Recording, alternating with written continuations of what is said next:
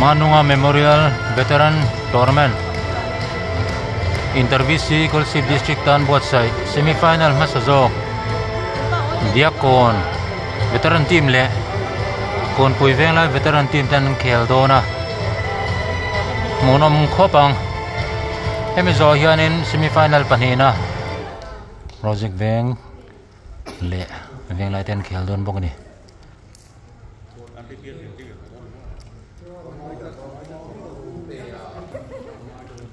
Jersey Varle Atrial Nalde in Polte hi Diakon Veteran Team ten ya Nelam pang hi Pol hi kon pui Veng lai Veteran Team ten ni Lumrang hun rei lo te hian khel trandona khel tran tai kon pui lam pangin bulan trana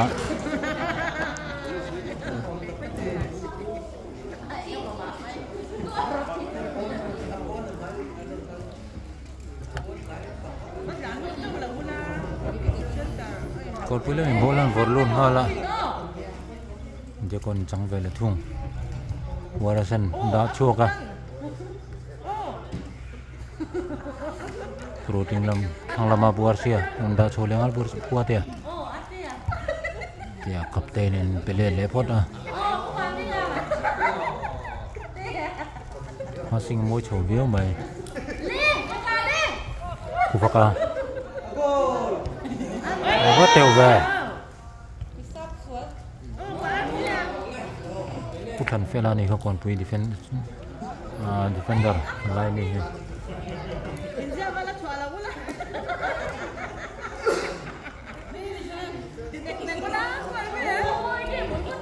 kon pui la men nor phe vele hala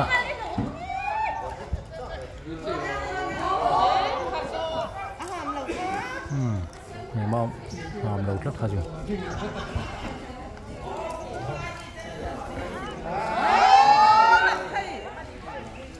Borussia có tia vô em về cái nạt vàng lâu này chứ u de vedan u phaka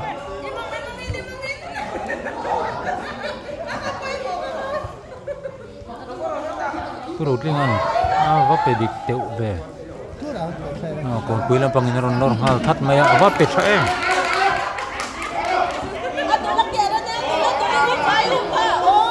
mà những lên rồi chọc hộp mấy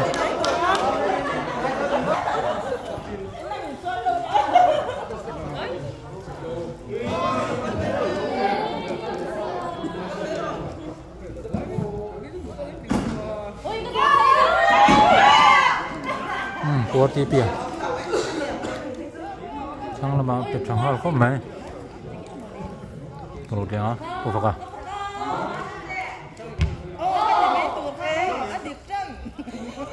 Borussia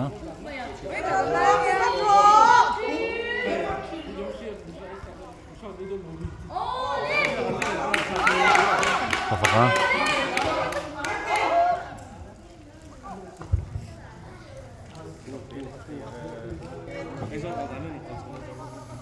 Harsim dah terbiu. Dia long bol pe kan tum zeta maro chu tai leading sian naya pumameng. Kemudian pelet mana? Pila men vanor nang ching teul do. Masa hun ta ka be chuak mana. Upaka.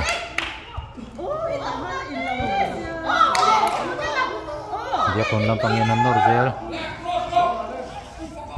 Borussia gol atrai apa moy. Borussia gol petana. Tunin khela gol masbel Borussia na khunga kana tangare vak lova ya konin gol khatin man suai ber mai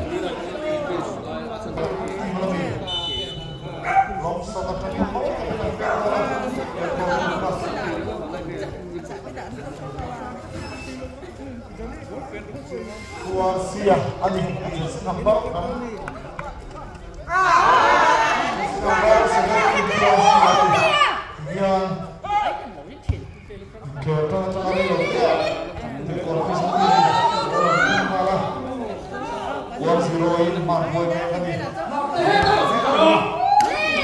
hak ya dan kalau chuak mana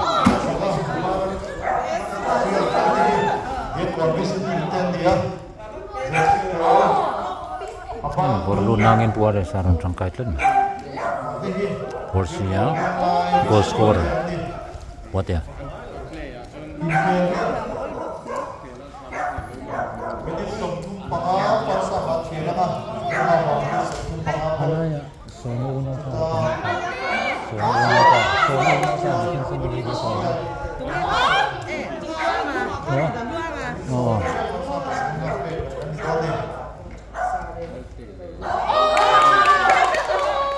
latihan rendah susah marah masih konpuin lah pengin tension sama dia lain role mana oke nggak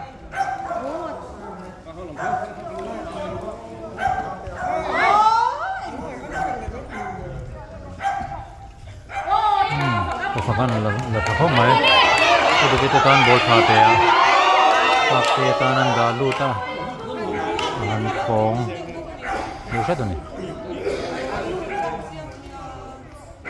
Kon kui midfielder thana berai tin bola changa, bolon change ya. Duin, line dia lep kalam pass kasi, man mau mamat. Orang borlu tak lupa man ya, lupa man plat mai. Ini templerin dia mana mak. Kofaka, okay na aku boy pui lelok don ni.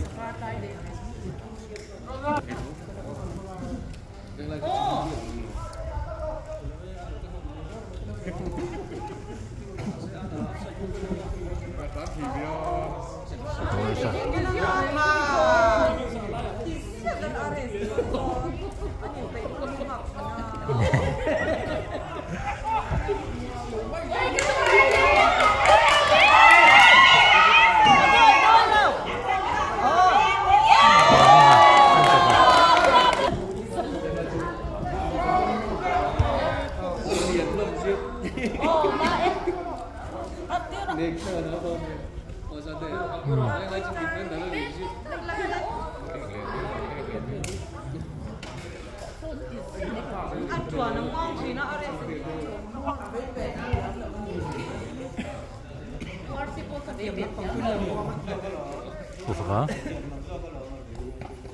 merci.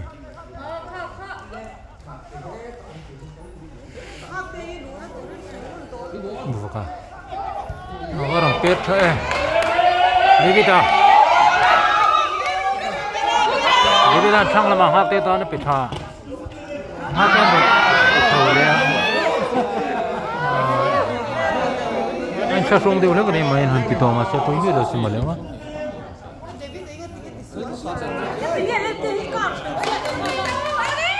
Ada sa. Oh. Full me outside lo man. Sar potang không mấy hết à sar hiền ni control team tôi một coach tiếng lâu trắng ấy mà nằm hiền trà học viên này biết rằng khi còn viên nên hoa con set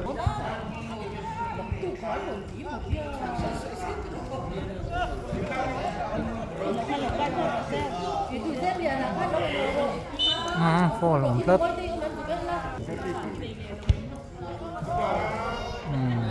direct tết na lolo sila RTPN sob tegen pe chung mala ball sheet lang lama aba thae mardo po man ni aba uyam ne pu fakatan ball thak ke puar sian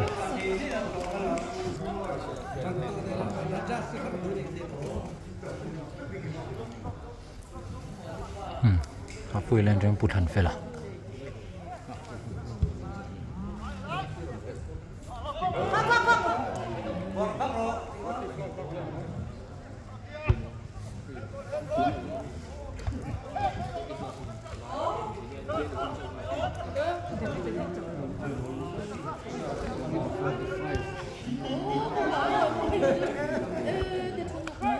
Kurutnya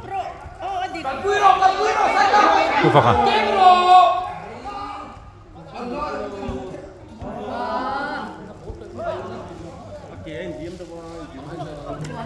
Manunga Memorial Football Tournament veteran ania Manunga khel pui tam take anom team tina hian engam zela Diakon FC Diakon veteran team apo hianin a khel rol pui de kha PHL a khel pui de nei puro tling ate anom boka chuanin udivite te po hi disiga ode ponen khel pui to ni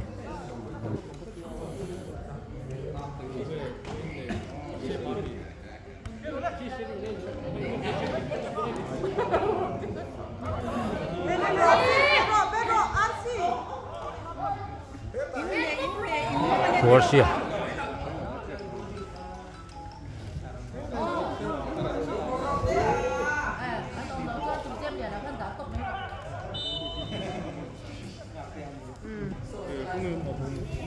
còn bây giờ mình free kick kan hulia ama ro chu dong in mang tang kai lo deuh tlat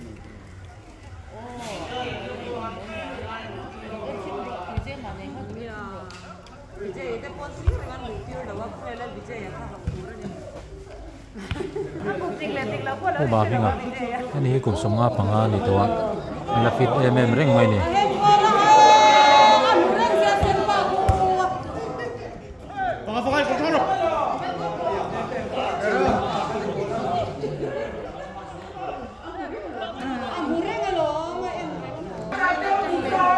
Mà Vinh à, kìa.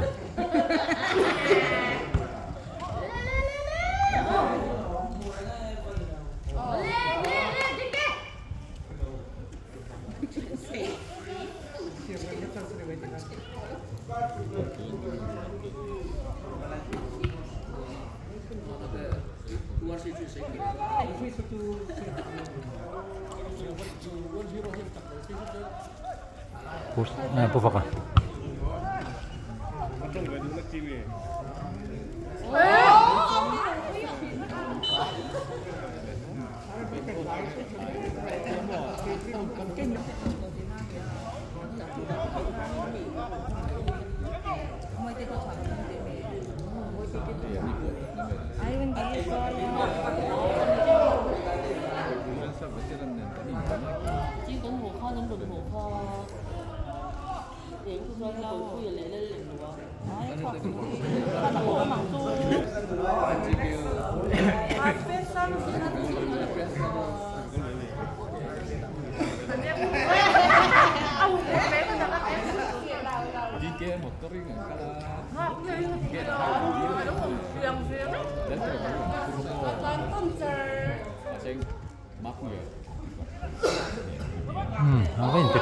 Ai, càng mama.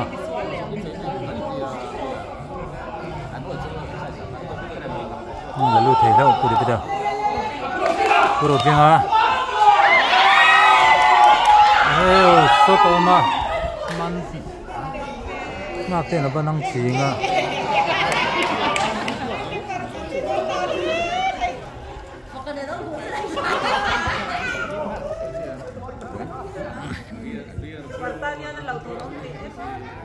Head boss. Taka keeper lang ma. Gom suara. Midfielder number 9. In ball tra pe phema ra chu lo po man thrat mai.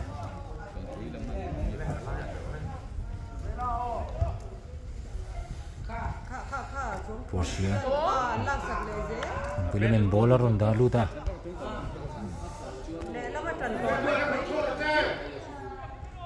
What ya? Reset le poda.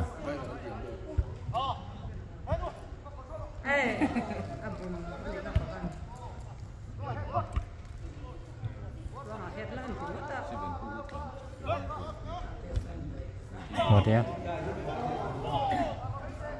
Morris. Mahinga no ke thage me de kita. Mat ba de lek.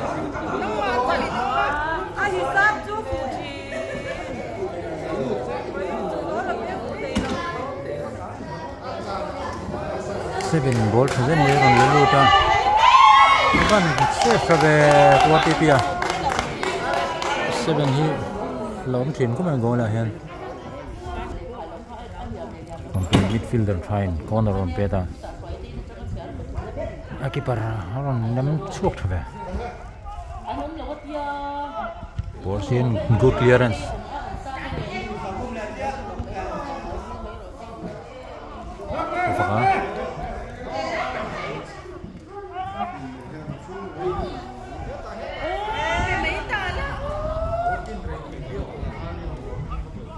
Gol than rum dalu da atluanga gum taka back pass man tlat napan tang timing da kon tule meron nor na set seta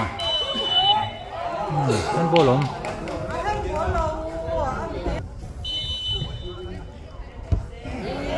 apet apa wem be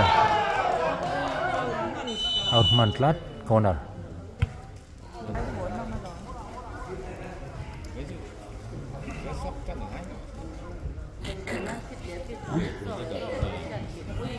nông lô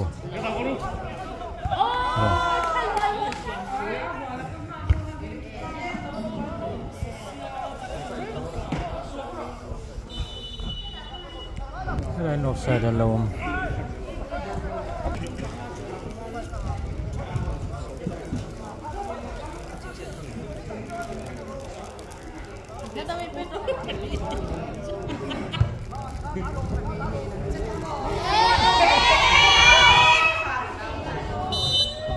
Pafakaan lo kuai ngat ngan mai ball the free kick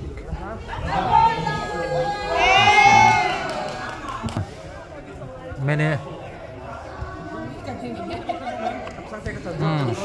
phía tân mai on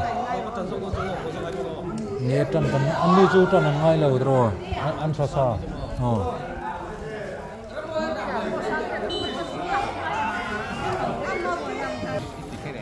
Lechina goal khung tu in khela goal khung tu chun ka Puarsia Friends Club player ani nia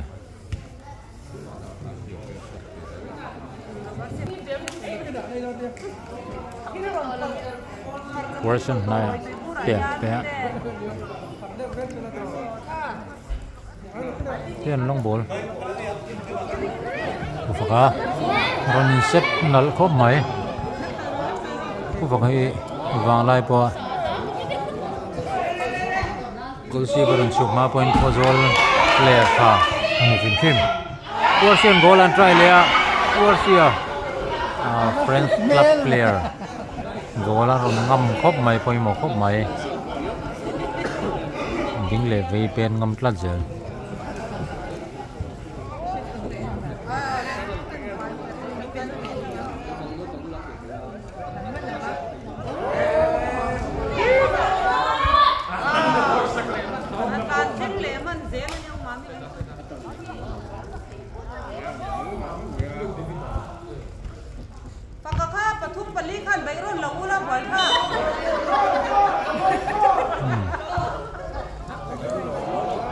Alo po mana ni mo ako yung kayo pwede beda Friends Club player tau hindi ko na yung Friends Club player anong luwala ni ufakale burot linga te burot linga hi abang lai KFC PHC player po mo em train ka ni so pwede beda hi Friends Club this guy over tam tak khel to bro thing ate kodi budate te po hini tremendous sa khanin an captain pute poi mo team kop mai player poi mo unau khel team ni kan ne chon ko ram boy pui tu puram din ko Friends Club le PHC player poi mo le finger lan sak team ka ne chuanin puro thang puya keeper hi samphai anom lai thoa goalkeeper tha ani boka jing player tha deu nom ball noi ne sei bek sang lawai sarona la coach po hi team tam tak in call to tu ni tin ma hi awang lai player thre me mani veteran player ni po hi ron ni ve tren da kum la chuanin veteran khel rual ron mi chau ve don ni hela yanin official te ma Sir Josepha match conductor kania kon pui team te khel stay ko me group match a po khanin semi final ron theng om reng an lo nia quarter final a khanin 4-3 electric vehicle seed an heya lom khop maya an keeper so som te so number 1 tlan phei wang bang so khoi muna bo khel thei mo ti mai tur ni defense te midfield a wing a kim lan sak em ni e pu than phela tu na ball kick tu tur ko play koi mo ni ai zo la veteran tournament khel te po kan lawan khel zo zak zak to ni tin kon pui hi an zone football in khel veteran no ko mania champion te finalist ti vel te anom nok ni nan sui ni midfielder tha number 9 in ball an dalu dona ma ku fakaron tangkai le ta chi mai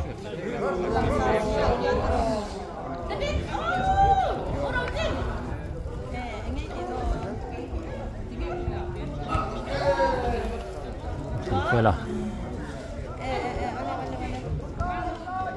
offside position trang ron tlan le ni thal mai tia borlut ala ku than fen ron he chok thok mai kuma hinga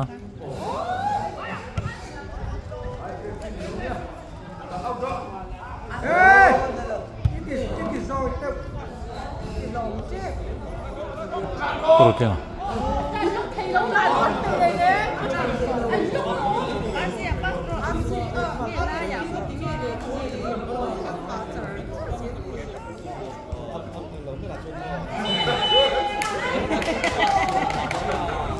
Free kick kan hule rất mấy còn quý lắm mình mong trong coi thầy tổ tập một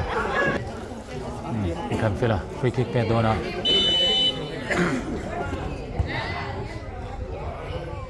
sang khất nếu uyum thế mày à mar deu po tin overload and text in sekitar lan po haram ko mai theni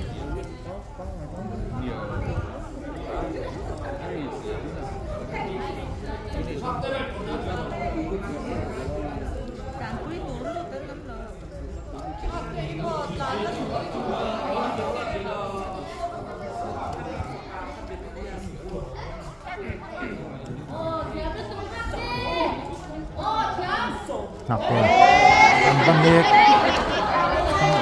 body fight không trong cái thế mày à alo pong sa đeo lon để chi nào ha alo pong lộc tốt lắm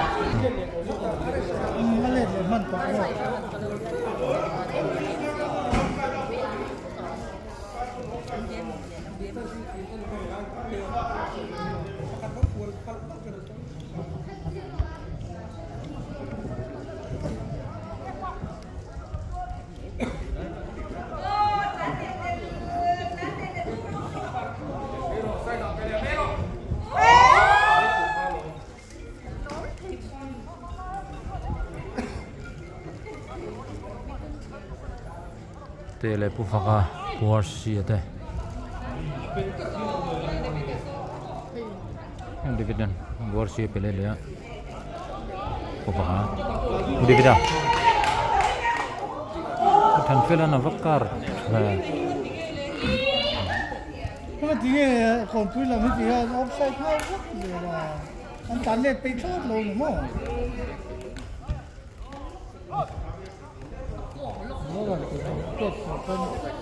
Dividend loose bola peluta Matia full that's mine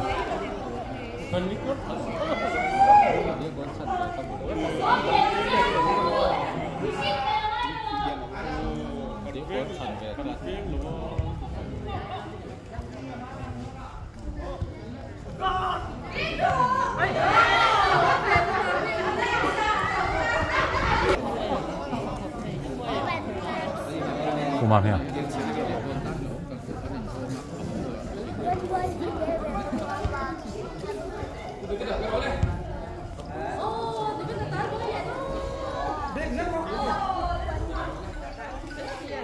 Porsche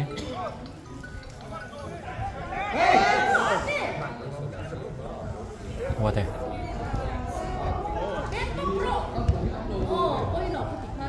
Prutinga.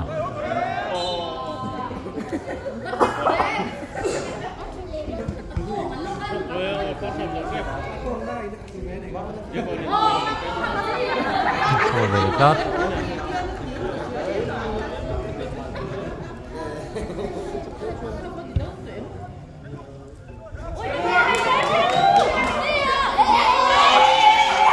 Hai cuối nó sắp thật lên mày à.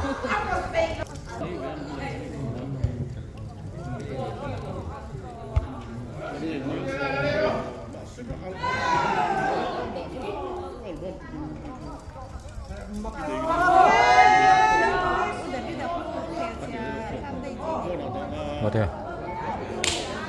Rosidan ball trap ya.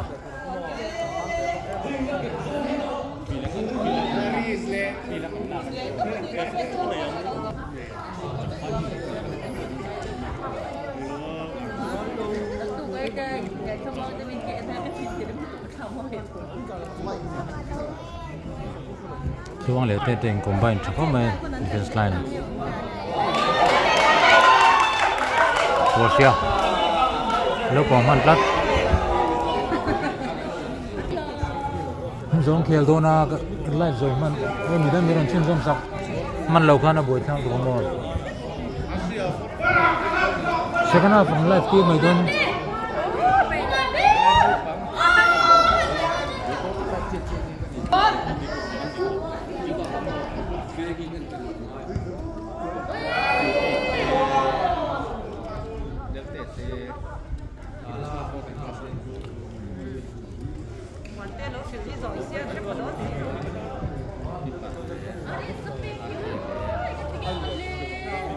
cô phật à phổ về thông à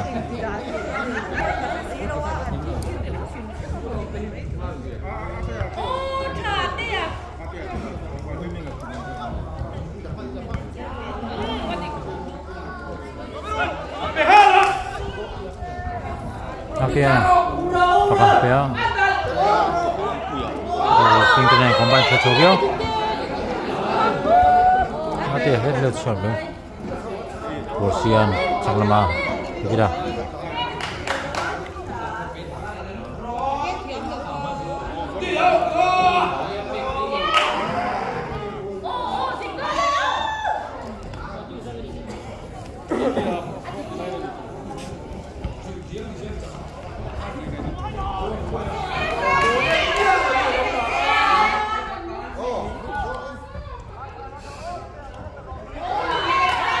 Pô là một lần lấy penalty để pô nào defense line thì anh trong mặt thiam không mấy pô to để lâu to với là hắn nó rồi rồi thiam riêng mà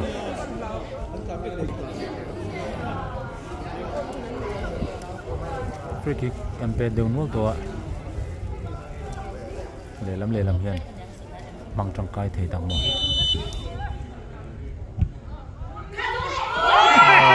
kia timing rất là tốt mà in fitness của rất là hơn tất cả có chuộc dốc mà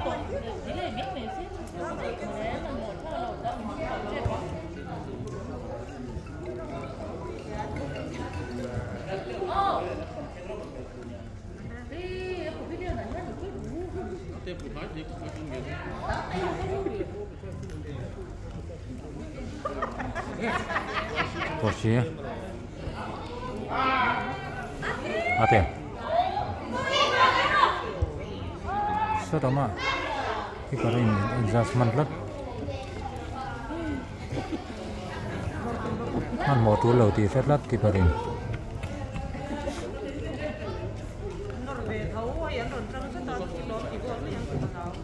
Orisa.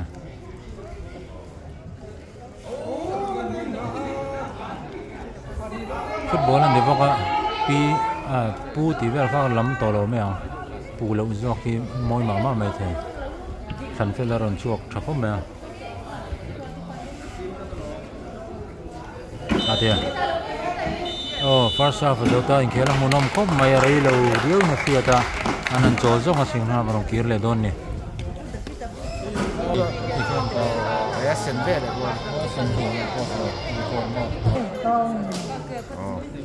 second half an khele tan dona nó còn thứ số cái nói này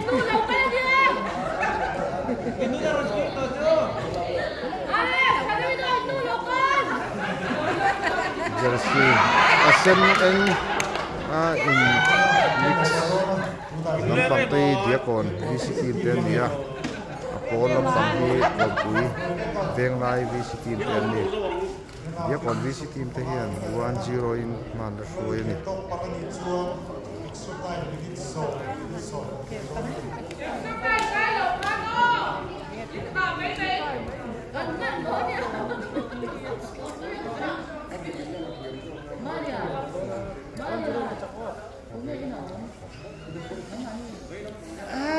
tiếc cuốn là má cồn về tốt lắm này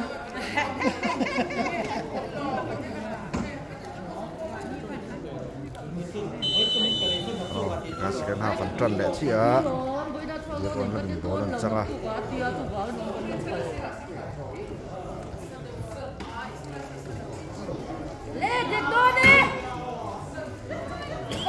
Ka Urang tengah dia letak launya. Hode orang Israel dua di bawah lalu.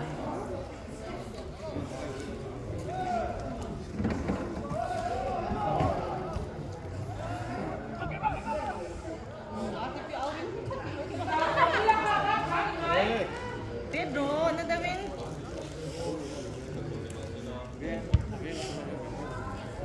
Pedro tahu dulu tak? Pet out yung tahu.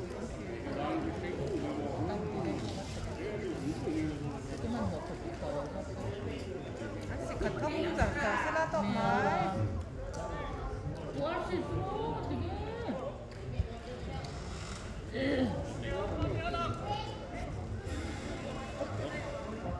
Ah, sampai mana dia?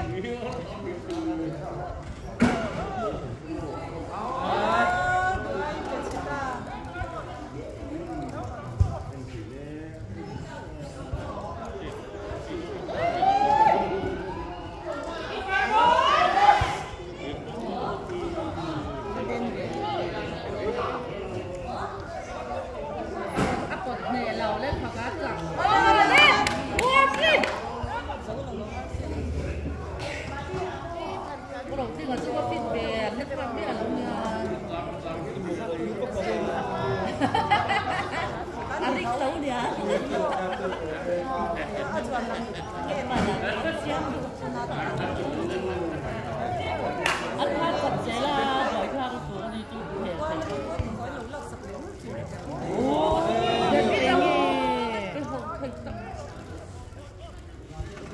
Ôi rồi chín. Bị mấy này mà. Bị mấy tuổi pha rồi. Mami này chaveta xin. Mami này chaveta.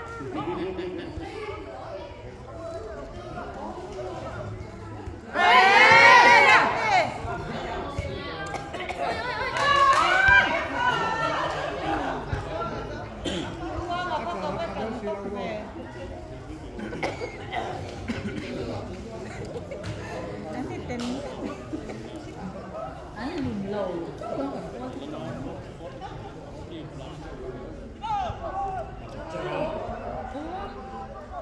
Asang teri ni beban orangnya. Buat kami ke oh, lihat itu. Kurang dia akan diru.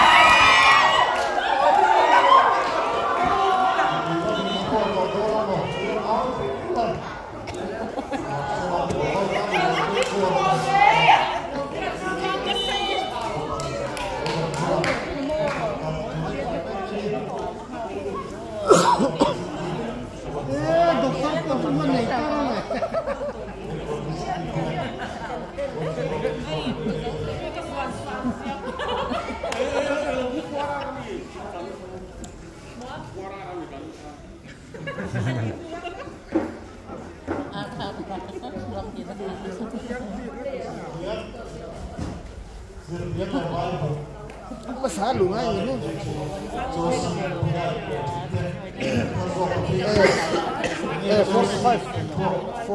45 juga kan.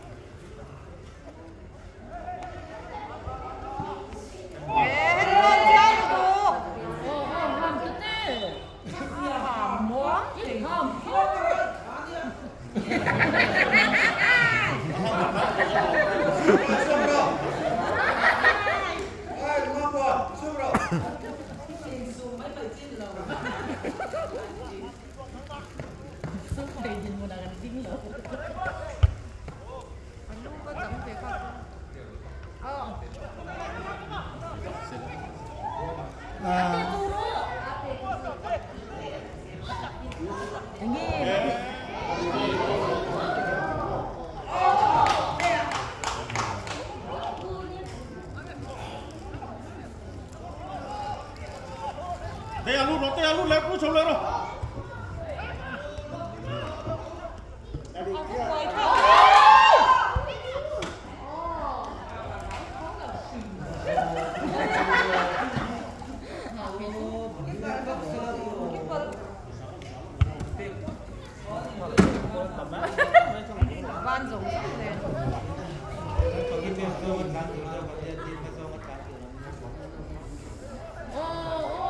Apa lihat meme?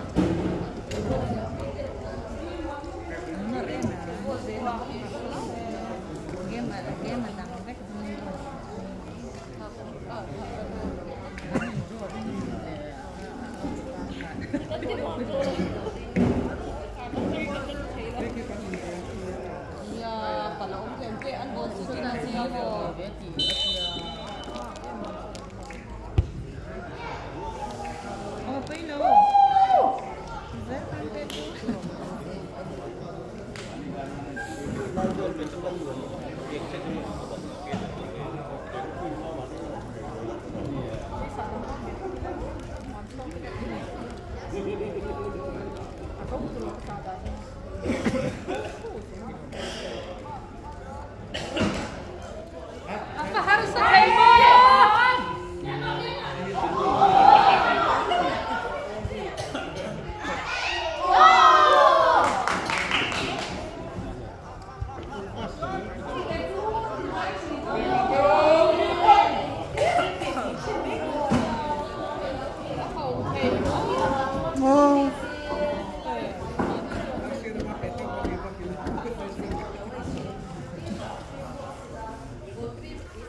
Cuma pantau.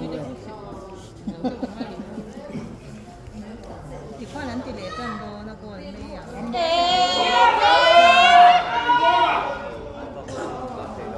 Tulo. Mấy đứa trong Hãy subscribe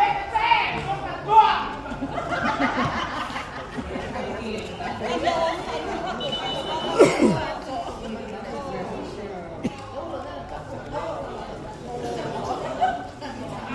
Ghiền Mì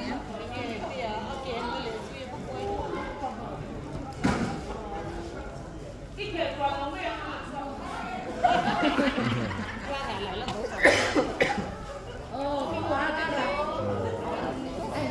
để không bỏ lỡ những video hấp dẫn.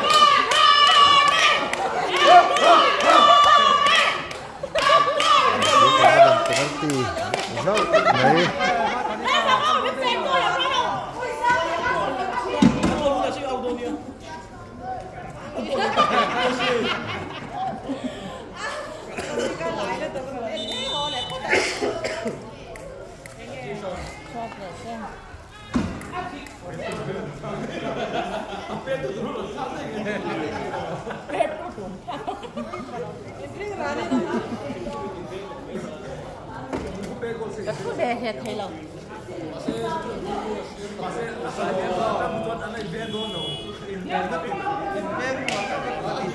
Một đến bây giờ sẽ thầy lòng. Bây giờ là một chương lên về thầy sư.